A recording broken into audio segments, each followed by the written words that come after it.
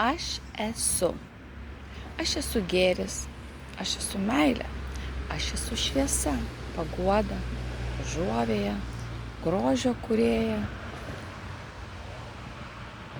globotoja, manifestuotoja, atradėja, dvasinių vertybių pagrindas, mokytoja, suvienytoja, šviesos ir informacijos skleidėja, sielų gydytoja, išklausytoja ir kas tik tai nori. Vienintelė akimirka yra čia ir dabar. Ir aš esu laiminga tuo, kas esu šiandien. Tai, ką aš veikiu ir kuo aš kvėpuoju.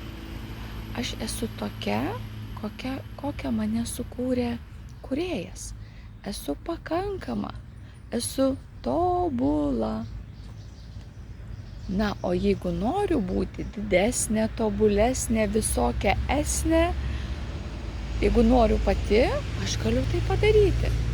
Ir gyvenimas visada man šypsosi, jis mane myli ir man visada padeda. Netgi tada, kada aš netikėjau kūrėjų, netikėjau tuo gyvenimu, man atrodė viskas juoda, jis vis tiek mane padėjo. Dėl ko aš dabar tai kalbu? Aš kalbu tiem žmonėms, kurie galbūt šiandien yra kažkokioje tamsioje vietoje. Ir sunku jiems ir jie nesupranta, kas vyksta jų gyvenime. Galbūt bloga ir pyksta jie ir nesiseka padaryti to, ko nori. Niekada nenustokite tikėti. Galbūt tai, kad nepavyksta jums šiandien, jūs dar neatradote savo atsakymų. O žinios visada yra.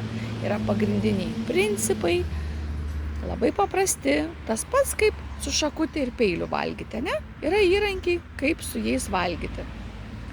Tai lygiai taip pat ir yra gyvenime.